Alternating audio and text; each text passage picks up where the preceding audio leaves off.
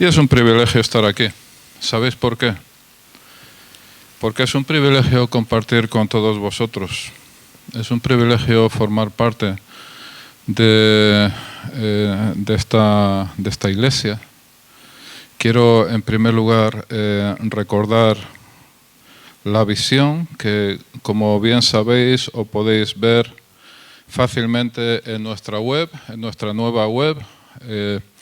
Dice así: Amistad Cristiana es una iglesia viva y diversa en el corazón de Madrid. Llevaremos la salvación y el poder restaurador de Dios a cada rincón de nuestra ciudad, amando, sirviendo y siendo como Jesús en todas las esferas de la sociedad y hasta el fin del mundo. Y esa es la visión. Hoy estamos hablando de una iglesia unida y diversa.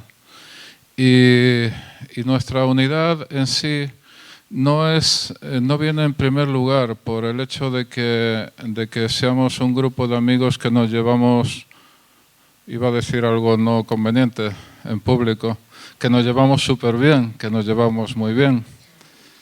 Que sí, que somos un grupo de amigos que nos llevamos muy bien, nos llevamos súper bien, pero nuestra unidad en primer lugar viene de Dios, de Jesucristo, pero también viene de que es una iglesia que se está esforzando en definir su visión, en definir sus principios, en definir sus valores, en definir aquello que es importante, que es relevante y que a fin de cuentas es y va a ser, y queremos que sea, nuestra propia señal de identidad, ¿vale? Porque iglesias hay muchas en Madrid, hay muchas alrededor del mundo, pero solo hay una iglesia como la nuestra, que somos nosotros, ¿vale? No somos probablemente mejores ni peores que otra iglesia, pero somos nosotros. Y cuando nosotros somos capaces de identificarnos, cuando somos capaces de compartir esa misma visión, entonces nosotros somos parte de la familia universal, por supuesto, la familia de todos los cristianos, de todo el mundo, de todas las generaciones, pero también somos parte unos de otros aquí.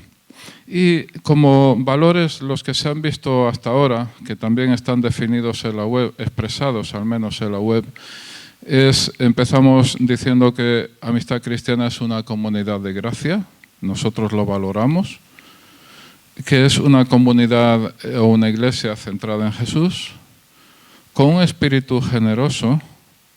El tema que tratamos hoy es unida y diversa. También viene a continuación que busca la excelencia, por eso se dice su excelencia. No es su excelencia, es que busca la excelencia. Era Tom Peters el que escribió En busca de la excelencia, algo así, no me acuerdo, pero es un buen libro. Que vive en el poder transformador del Espíritu Santo, ¿cierto? Una iglesia que no vive en el poder transformador del Espíritu Santo puede ser la sociedad de amigos del Cristo de los Faroles, por ejemplo, ¿vale? Hay un Cristo de los Faroles en Córdoba, ¿vale? Una plaza de estas. Pero no sería una iglesia viva, una comunidad viva. También que lucha por el bien común, y también que es culturalmente relevante. Queremos que sea cada día más culturalmente relevante. Yo quería pediros si podéis poner la diapositiva del jugador y los trofeos. ¿Está disponible en pantalla? ¿Está disponible? Tengo que verlo en pantalla. Este es el tema de hoy, unida y diversa, pero quiero saber si está disponible. No se puede. Vale.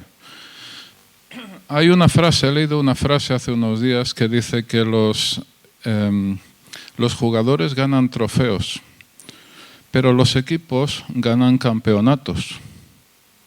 ¿Puedo repetirlo? Los jugadores, me da igual quién sea, me da igual que sea Ronaldo, me da igual que sea quien sea, ganan trofeos, la bota de oro, que no es lo mismo que la patada de oro. ¿La bota de oro servirá para dar patadas de oro? No lo sé, habría que pensarlo.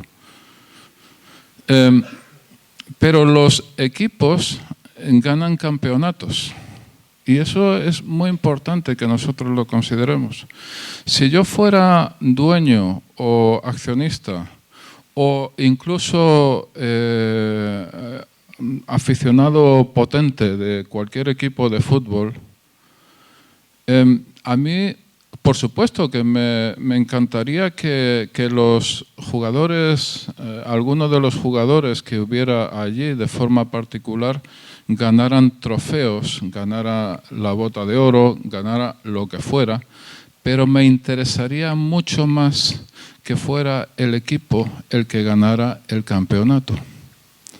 Si nosotros estamos de acuerdo con esto, ¿vale? Casi me puedo sentar porque ya no necesito expresar más cosas, ¿de acuerdo? Porque es eso. Y nosotros somos llamados como iglesia por parte de Dios para ganar un campeonato, para ganar el premio del supremo llamamiento en Cristo Jesús, por encima de individualidades geniales, que las tenemos, ¿vale? Pero por encima de eso somos llamados a ganar como iglesia el premio del supremo llamamiento en Cristo Jesús. Ahora, a mí me gusta leer la Biblia mucho desde el punto de vista de los personajes. Hay dos formas que yo te recomiendo de leer la Biblia. Yo no soy una persona de, digamos, de teología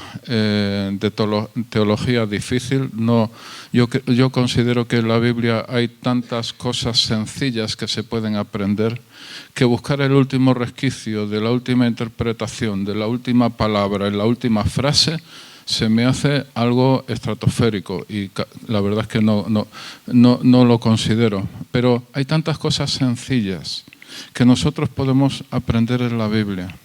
Y me gusta mucho en dos formas. Voy a empezar por la segunda. Si tienes la oportunidad de leer la Biblia en una de esas versiones que no me acuerdo cómo se llaman ahora, que lo ponen por, digamos, por tiempo, tiempo histórico. ¿Cómo se llama ese tipo? Cronológica. Si tienes la oportunidad de leer la Biblia, efectivamente, gracias, porque la neurona a veces me hace un contacto así regular. Entonces, eso va a ser muy bueno. Eso va a ser muy bueno porque te va a ayudar a ver cosas en un contexto histórico. Y vosotros jóvenes que tenéis la mente muy despierta, yo os animo también a encajar la Biblia dentro del contexto histórico general. Por ejemplo, la época de Esdras y Nehemías, que es una época muy tardía ya en el Antiguo Testamento, es aproximadamente la época de Sócrates, Platón, Aristóteles, Alejandro Magno, todo este grupo de personas y todo este tipo de cultura.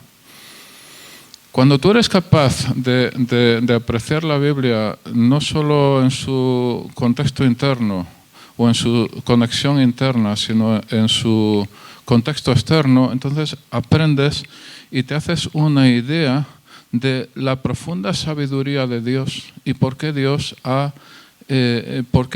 ido hablando de cierta manera a lo largo de las generaciones. Y eso es algo a lo que yo os animo. Otra forma de leer la Biblia que yo os animo es leerla desde el punto de vista de sus personajes, de los personajes que aparecen allí. Hay personajes que dicen que largan cantidad de cosas, aunque probablemente en la Biblia no aparezca reflejada ninguna palabra de ellos. Hoy quiero partir de alguno de ellos. Por ejemplo, hubo una mujer adúltera que fue echada a los pies de Jesús. Esa mujer era consciente de que el castigo por su pecado era ser apedreada públicamente. El hecho de haber sido pillada en pleno acto acentuaba la vergüenza e intensificaba su temor a una muerte muy dolorosa. Sus acusadores estaban confiados porque la ley de Dios apoyaba su postura. Sostenían piedras con las que pronto quitarían la vida de una mujer que estaba esperando, solo esperando, a que demostraran su furia por la falta de estima que había tenido hacia el estándar de la santidad de Dios. En ese momento, el maestro de los maestros, empezó a escribir en la arena. Y no sabemos lo que escribió.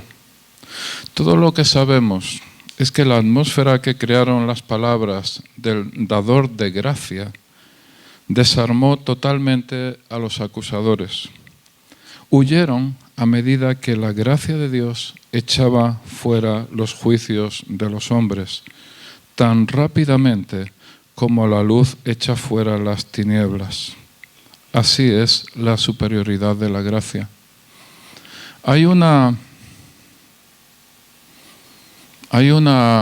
novela, no es una novela, es una obra corta de Isaac Asimov, creo que de 1941 aproximadamente, que se llama Nightfall, que se traduce en español anochecer o algo parecido, en el que plantea una situación de un planeta que tenía luz perpetua, porque había 6 soles, estaba girando alrededor de uno de ellos, pero siempre estaban todos ahí y había luz perpetua, imagínate, luz perpetua, ¿vale?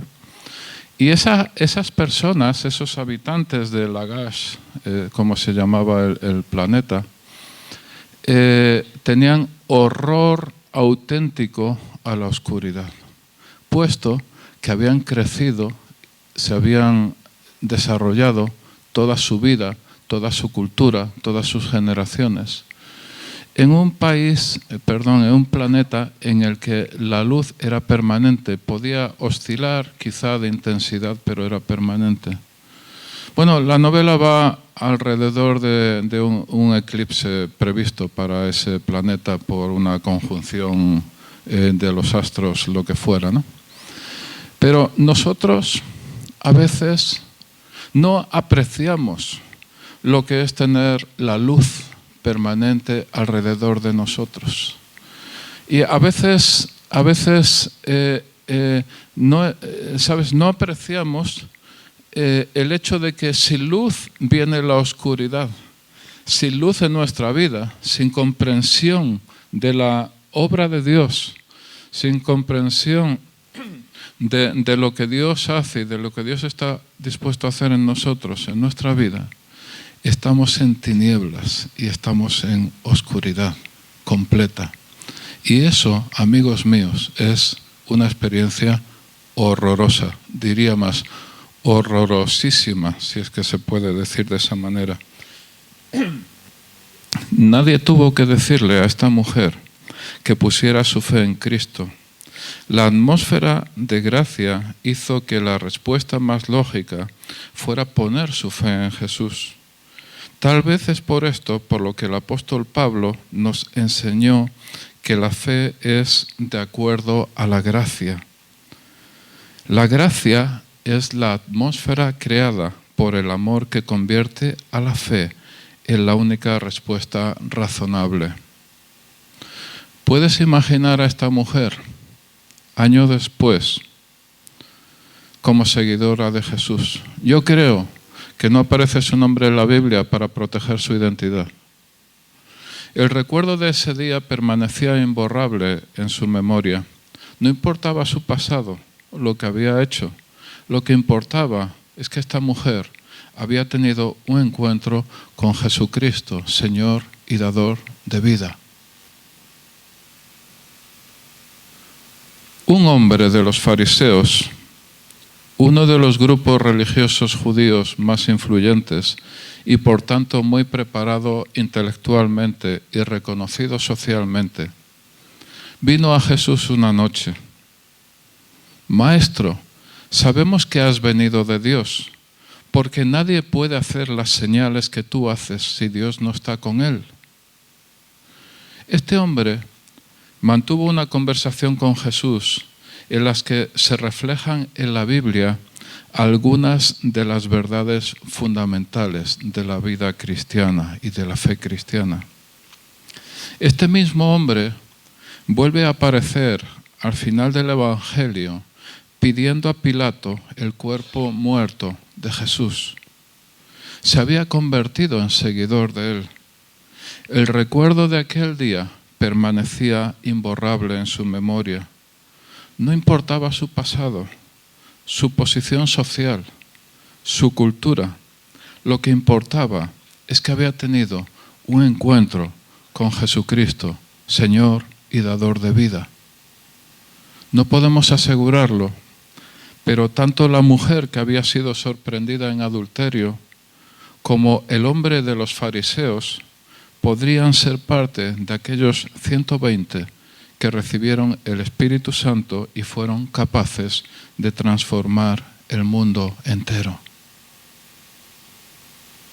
Un carcelero que tenía presos a Pablo y a Silas se despertó por la noche y vio abiertas las puertas de la cárcel. Creyó que los presos habían escapado y se iba a matar cuando escuchó la voz de Pablo, no fuera, sino en el interior de la cárcel. Las puertas estaban abiertas, pero Pablo aguantó el tipo y se quedó dentro de la cárcel. El carcelero, un hombre sin duda rudo y acostumbrado a la violencia, te puede reír de las cárceles que puede haber en nuestra sociedad occidental en este momento. Habría que ver una cárcel romana. Solo hizo una pregunta que traspasa culturas y generaciones, válida para jóvenes y viejos, hombres y mujeres. La pregunta es, ¿qué debo hacer para ser salvo? Esta pregunta contundente necesitaba una respuesta igual de contundente. Cree en el Señor Jesús y serás salvo, tú y tu casa.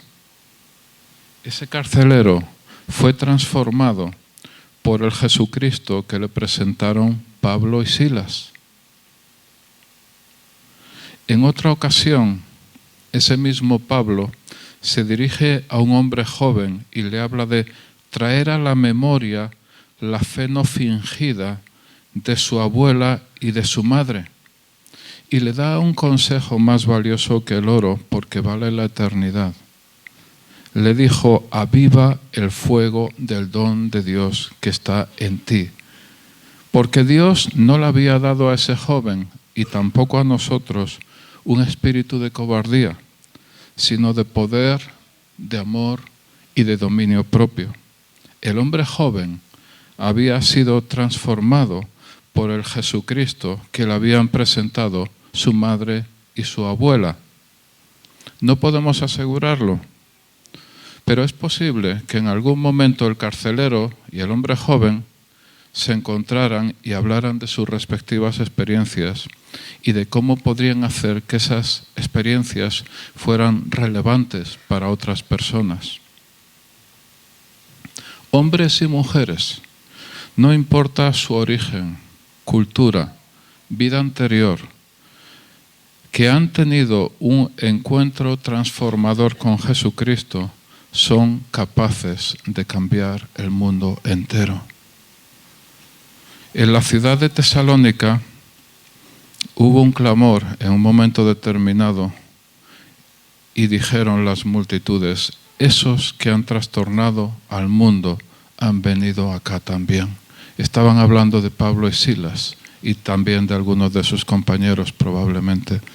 Esos que han transformado el mundo han venido también aquí. Ahora bien, es fundamental tener en cuenta que el relato del Evangelio era válido para esas 4 personas que os he comentado, en tanto en cuanto ellos podían expresar sus propias vivencias en la relación con Jesucristo. No algo sucedido a otras personas, no oído de terceros, no algo estudiado en libros o aprendido en blogs, sino algo desde lo personal y concreto. Mateo sin duda hablaba como recaudador de impuestos. Lucas sin duda hablaba como médico. Pedro hablaba sin duda como pescador. Pablo sin duda hablaba como erudito, pero como los eruditos de verdad, no los eruditos de andar por casa que tenemos tantos por ahí, ¿no?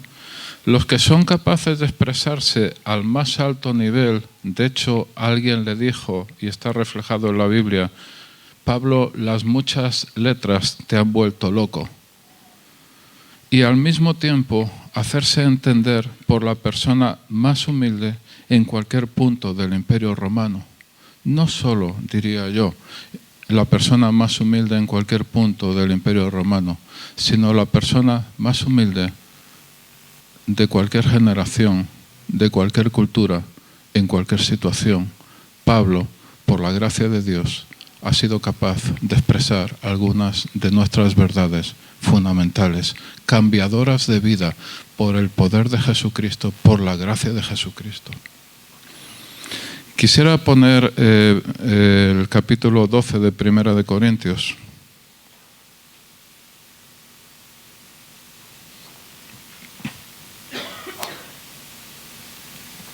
Necesito...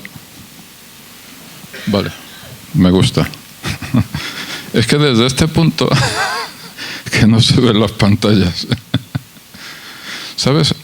Teniendo eso que se dice, oye, échale un ojo, ¿no? Pues puedes decir, le echas un ojo, que vea la pantalla, pero que vuelva al ojo, no te quedas con el ojo ahí echado, ¿no? Es una cosa. Es verdad, ¿no? El capítulo 12 de Primera de Corintios es clave en la comprensión de los dones del Espíritu Santo, lo sabemos. Comienza y acaba hablando de los dones y en medio el pasaje que tratamos hoy se centra en las personas que hacen de canales de esos dones, ¿vale? Primera Corintios capítulo 12 y capítulo 14 son esenciales cuando tú quieres saber algo sobre los dones del Espíritu Santo desde el punto de vista bíblico, punto, ¿vale? Entonces, empieza diciendo Primera Corintios capítulo 12, dice, y versículo 12, dice, porque así como el cuerpo es uno y tiene muchos miembros, pero todos los miembros del cuerpo, aunque son muchos, constituyen un solo cuerpo, así también es Cristo. Pues por un mismo espíritu todos fuimos bautizados en un solo cuerpo, ya judíos o griegos, ya esclavos o libres, y a todos se nos dio a beber del mismo espíritu. Porque el cuerpo no es un solo miembro, sino muchos. Recordad que estamos hablando de amistad cristiana como iglesia unida y diversa, ¿vale? Está hablando Pablo en un contexto muy general y está ahí estableciendo una separación entre dos grupos muy grandes, los judíos y los griegos, entre dos grupos muy grandes, los esclavos y los libres, ¿vale? Seguramente podría haber establecido 1000 comparaciones, pero Pablo solo estableció esta separación, esclavo y libre, es decir, aquellos que podían tomar sus decisiones por sí mismos y no los que tenían que hacer lo que otros les mandaran. Y judíos y griegos, judíos los descendientes naturales, los descendientes en la sangre de Abraham, los griegos, el resto, la cultura griega, la cultura judía, que entre las dos han dado origen a nuestra cultura occidental. Lo que pasa es que nuestra cultura occidental se está desmadrando, si se puede decir así la expresión, y está olvidando sus propios orígenes.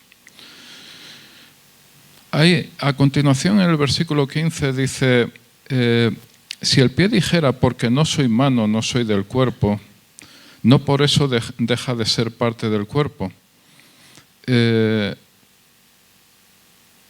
Los que se consideran menos, porque no son como otros aparentemente más importantes o llamativos, a veces corren el riesgo de decir, como en este caso, si el pie dijera, porque no soy mano, no soy parte del cuerpo, Pero da igual, porque el ser parte del cuerpo no depende de lo que decida la mano, sino que es lo que decida el cuerpo propiamente. Y si el oído dijera, porque no soy ojo, no soy parte del cuerpo, no por eso deja de ser parte del cuerpo. Si todo el cuerpo fuera ojo, ¿qué sería del oído? Si todo fuera oído, ¿qué sería del olfato? Y luego está insistiendo en que el origen de la diversidad entre los miembros, la diversidad entre nosotros, está en Dios. Dice, ahora bien, Dios ha colocado a cada uno de los miembros en el cuerpo según le agradó. Y si todos fueran un solo miembro, ¿qué sería del cuerpo? Sin embargo, hay muchos miembros, pero un solo cuerpo. Imagínate que toda la iglesia fuera iguales que tú, ¿vale? Imagínatelo, haz un ejercicio de imaginación. Imagínate que toda la iglesia fuera igual que tú, ¿vale? Con tus puntos fuertes y, ¿por qué no decirlo? A lo mejor con tus manías, ¿vale? Con tus inteligencias, pero también con tus cabezonerías. Con tus puntos brillantes y también con tus estupideces. Imagínate que todos fuéramos iguales que tú, ¿vale?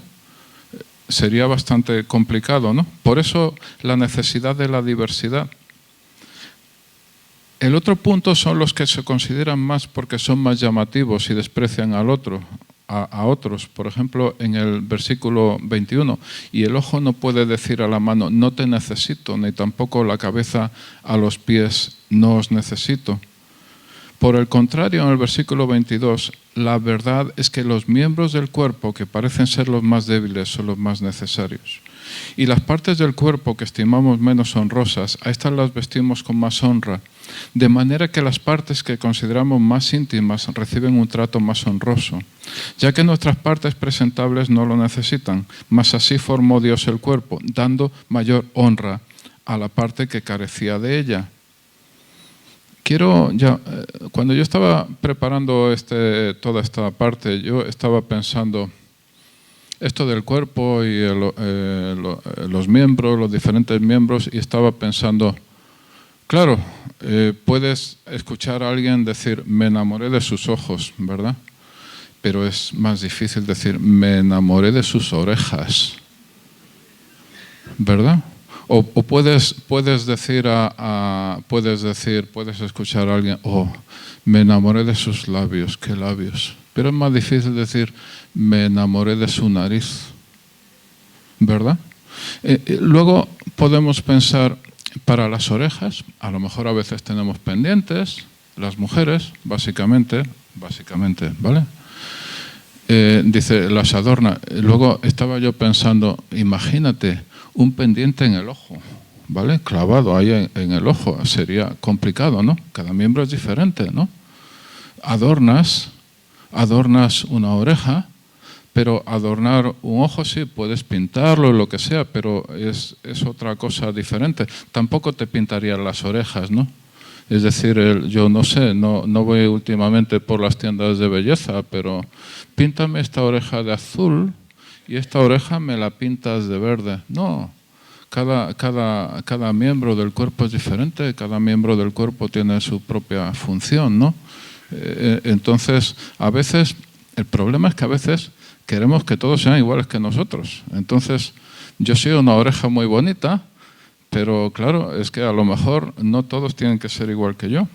El propósito de Dios, que está en el versículo 25, dice que a fin de que en el cuerpo no haya división, sino que los miembros tengan el mismo cuidado unos por otros.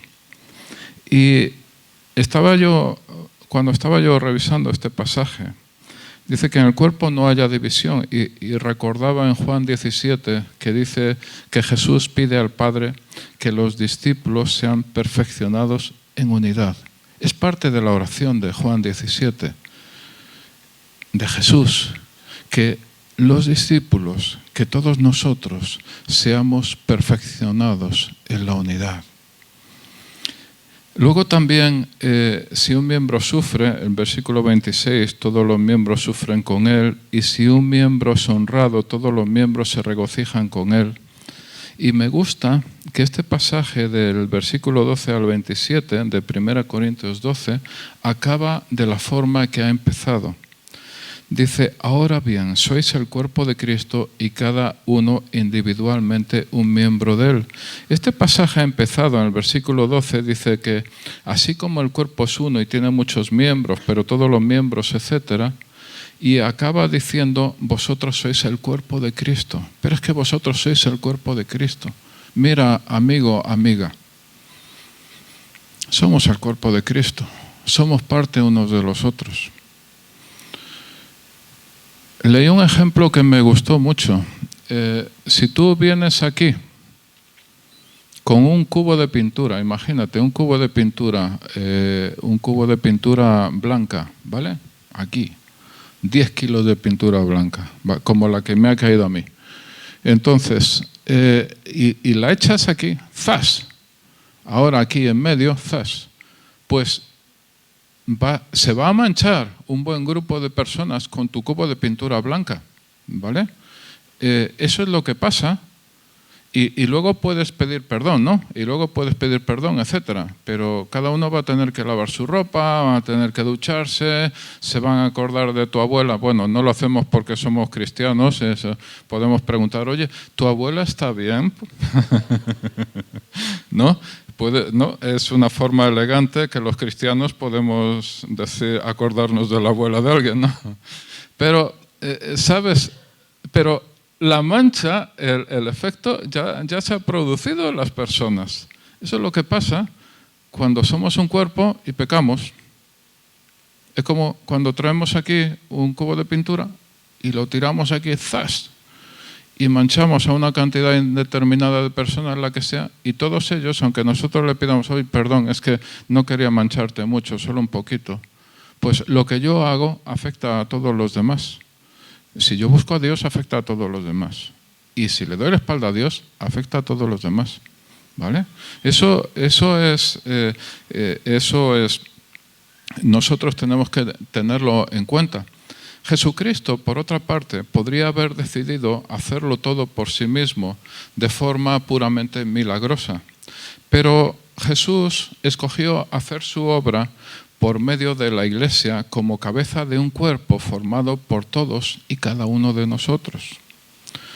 Ahora bien, el Evangelio es salvación. Salvación en sentido real bíblico incluye salud, ¿vale?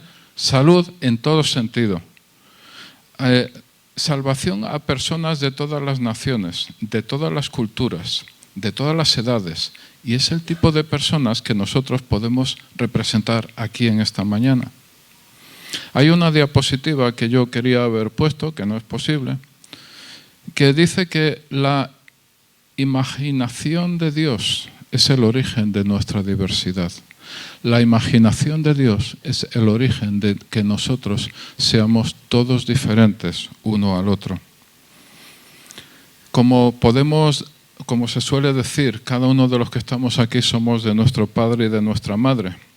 Desde un punto de vista puramente humano, quizá apenas compartes cosas en común con la persona que tienes al lado. Piénsalo, es interesante. Diferente familia, diferente país, quizá incluso diferente idioma.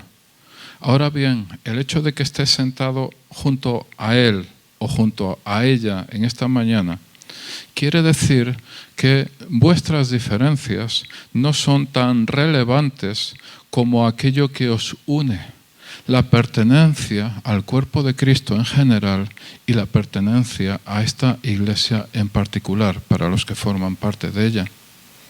Si los que hemos conocido a Jesucristo tenemos el mismo Padre, alguien podría preguntar, y por tanto pertenecemos a la familia, a la misma familia, ¿no deberíamos comportarnos todos del mismo modo, hablar las mismas palabras, vestir igual, en definitiva, ser todos iguales, estilo Mao Zedong en la China de hace pocos años? O estilo, reconoces a ciertas orientaciones religiosas simplemente porque son altos, rubios, parecen a medio cocer y tienen aquí una chapa que no es de jugar a las chapas, sino que es una chapa identificativa, ¿no? y los reconoces, directamente los reconoces, sabes quiénes son. Pero Dios no nos ha llamado a nosotros para que seamos diferentes en ese sentido. Quiero decir, diferentes a todos los demás. Nos ha llamado a nosotros a ser nosotros mismos, no otra persona, nosotros mismos. ¿Vale? Está claro que los padres que solo tienen un hijo tienden a pensar que todos los niños son iguales al suyo. Es un velo que se les cae de los ojos cuando tienen al segundo hijo. Pero vamos, automático, ¿vale? Yo también podría pensar, en cierta ocasión nosotros cogimos dos gatos juntos, y yo pensaba, si solo tuviéramos un gato, pensaríamos, todos los gatos son iguales que este, todos los gatos actúan de la misma manera. Pues no, cada gato era un mundo diferente, absolutamente diferente, ¿no? ¿Cómo experimentar y vivir en nuestra propia diversidad? El hecho de que seamos diferentes en nuestra forma de pensar y actuar puede llevar a algunas personas a pensar y actuar desde una posición de temor. Por ejemplo, si tus ideas políticas no son como las mías, o si tus ideas sociales, político parece fuerte, no me quiero meter en ese terreno. Si tus ideas sociales son diferentes a las mías, yo podría sentirme amenazado. Si eres de otro equipo de fútbol, no solo amenazado, sino que eres mi enemigo declarado y estoy dispuesto a matarte tomando 2 cañas en el bar de la esquina. Directamente, ¿vale? Si tus hijos no se comportan como los míos, los estás criando mal. Si los envías a un colegio público o privado y yo los llevo a un colegio privado o público, algo está mal contigo. Si ganas mucho dinero y yo gano poco, o ganas poco dinero y yo gano mucho, algo está yendo mal en tu vida. Si eres hombre y yo soy mujer, o al revés. Si eres joven y yo soy mayor, o al revés. Si eres introvertido y yo soy extrovertido, o al revés. Seguramente algo estás haciendo mal, porque tú tienes que ser como yo. Esas son formas de pensar que proceden del temor. Quiero aclarar una cosa. No estoy hablando de pecado, o no estoy hablando de violar los límites que establece la Biblia, ¿vale? Lo último que yo quisiera en esta mañana es que alguien interpretara que da igual lo que hagas, da igual lo que vivas en tu vida, da igual tu nivel de moralidad, da igual tu ajuste o desajuste con la Biblia. Esta es una iglesia diversa y aquí bienvenido y viva, vamos a decir, la Madre Superiora, por decirlo de alguna forma. Iba a decir otra expresión. Es lo último que yo quiero que pienses esta mañana. Cuando yo estoy hablando esto, estoy hablando de naturaleza, estoy hablando de persona, pero no estoy hablando de ninguna manera en que tú vives la vida que te da la gana sin tener en cuenta la palabra de Dios, ¿vale? Eso tiene que quedar muy claro.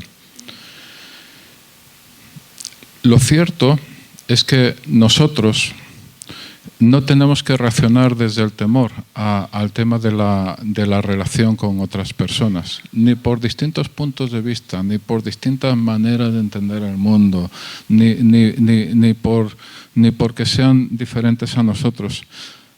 La palabra de Dios, más bien al contrario, nos dice que no nos ha dado Dios espíritu de cobardía, sino de poder, de amor y de dominio propio, no espíritu de cobardía. Entonces, nosotros podemos actuar, podemos hablar, debemos, de hecho, hablar desde el amor. Es decir, no se trata de reaccionar a lo que el otro hace o vive o dice o lo que sea, sino es una respuesta. Es decir, no es tú eres del otro equipo de fútbol y eres mi enemigo y estoy dispuesto, vamos, a lo que sea, lo que haga falta, porque somos hermanos, pero mira, te mando al cielo antes de que te enteres, ¿vale? ¿Sabes? No es eso, sino que son respuestas lo que Dios tiene lo que Dios quiere para nosotros. Dios quiere para nosotros en una relación, recordad que estamos hablando de una iglesia unida y diversa, que cada persona sea capaz de gestionarse a sí misma. Es decir, la reacción desde el temor quiere controlar al otro, quiero que tú seas de mi equipo de fútbol, quiero que tú seas de mis ideas sociales, quiero que tú seas como yo, quiero que tú mandes a tus hijos a un colegio como yo los mando, quiero que ganes un dinero parecido al que yo gano, o un poco menos si es posible. ¿Sabes? Es control, eso es un espíritu de control. Pero Dios no es eso lo que quiere. Lo que quiere es que cada uno de nosotros podamos ser nosotros mismos aquí, en casa, en la calle, donde sea, nuestra propia naturaleza. Y quiere que nosotros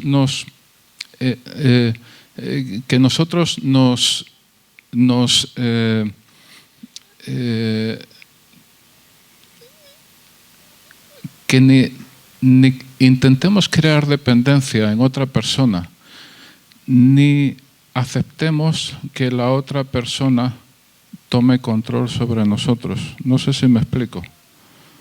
Hay una cosa en la vida humana que se llama madurez.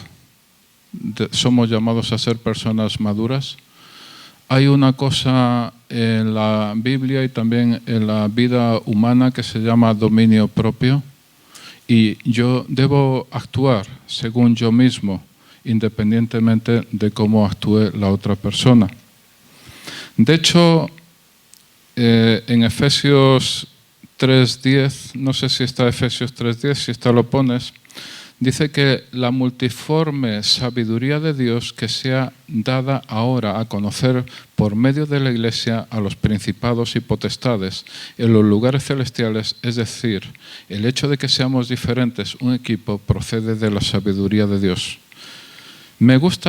He buscado en los comentarios y la palabra que se traduce multiforme en Efesios 3:10, como también en 1 Pedro 4:10, según cada uno ha recibido un don especial, úselos sirviéndoos los unos a los otros como buenos administradores de la multiforme gracia de Dios. Me gusta que he leído que la palabra que se traduce en multiforme también indica multicolor. Me gusta la expresión multicolor. Cada uno de nosotros tenemos como un color diferente para Dios, como un brillo diferente, y Dios nos valora así. Todas nuestras áreas, tenemos un montón de áreas en la iglesia, ¿verdad? Bienvenida a Ujieres, montaje, alabanza, cafetería. Todas nuestras áreas están interconectadas. Todos somos necesarios para alcanzar a otras personas, para que la iglesia alcance a otras personas. No necesariamente el área de cafetería tiene que involucrarnos a todos. No necesariamente el área de alabanza tiene que involucrarnos a todos. ¿Cuántas veces le he dicho a Aitor, cógeme que yo canto muy bien, pero no me hace caso y pasa de largo de mi vida, ¿no? Déjame que toque la guitarra, ¿no? Y, ¿sabes? Y pasa de mi vida, ¿no? Ampliamente, ¿no? Pero eso no me humilla. Me dice, oye, ¿sabes? Eres quien eres y punto, ¿no?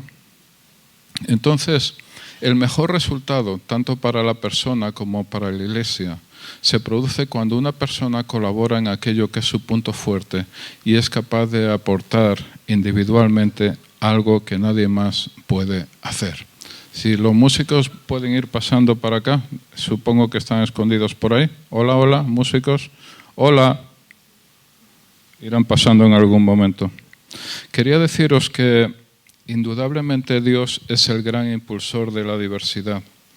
Como ya sabemos, Él quiere llegar a toda persona en cualquier circunstancia. Por tanto, como iglesia, nosotros necesitamos tus dones. Piénsalo.